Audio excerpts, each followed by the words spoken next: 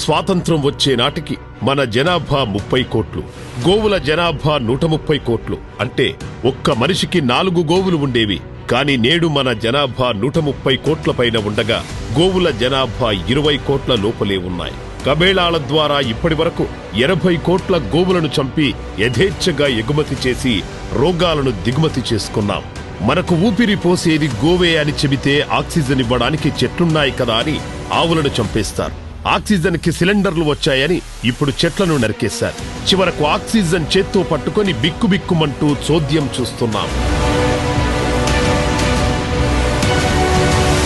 ఎన్నో సూచనలు వచ్చినా, ఎన్నో ప్రళయాలు వచ్చినా తెలుసుకోలేకపోతున్నారు. ఎందుకిలా జరుగుతున్నాయని ఆలోచన కూడా చేయట్లేదు. కాని కాలంలో వర్షాలతో ముంచేస్తోన్న దానికి కారణం కనుక్కోలేకపోతున్నారు. కరోనాతో ప్రపంచం మొత్తం అతలాకుతలమవుతున్నా, అతివృష్టి అనావృష్టితో పిట్టల్లా రాలిపోతున్నా, క్షణంలో ఆవిరవుతోన్న బతుకులు కంటి ముందే అయినవాళ్లు విగత జీవులై ఊపిరి వదిలేస్తున్నారు.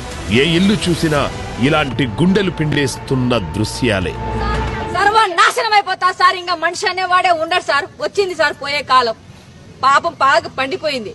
అందుకే సార్ ఏదో ఒక రూపంలో ఇట్లా కరోనా అని వేలకి వేల లక్షలకు లక్షల కోటికి చేరుతాయి సార్. శవాలన్నీ కోటికి నాశనం అయిపోతారు. పాపం పుణ్యం అంతా పండిపోయింది.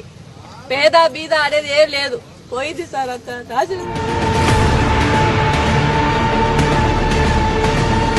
మరోపక్క చెట్లను నరికేసి కాలుష్యంతో కాటికి దగ్గరగా బతికీడుస్తూ మళ్లీ చెట్లు నాటిస్తున్నామని అనుకుంటున్న ఓ వెర్రి జనాల్లారా, మరి ఇక మీకు ఆ అవసరం రాకపోవచ్చు. మరి ఎందుకంటే చెట్లకు కూడా వింత రోగం వచ్చి నేలరాలుతున్నాయి తెలుసా? వీటన్నిటికీ మూలం గో వ్యవసాయాన్ని వదిలి విషాన్ని చల్లడం, విషాన్ని తినడం, విషాన్ని పీల్చడం, విష సంస్కృతి అలవాటు చేసుకోవడం వల్ల వాతావరణంలో సమతుల్యం లోపించింది. అందువల్లే ఇన్ని విపరీతాలు సంభవించాయని మేధావులు చెబుతున్నారు.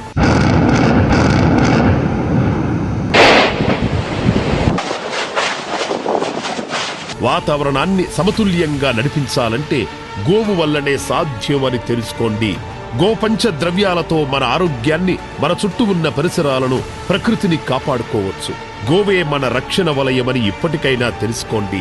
చెట్లు బతకాలన్నా, అంతరిస్తున్న అడవులు పునరంకితమవ్వాలన్నా, ప్రకృతి శాంతించాలన్నా గోవు బతకాలి.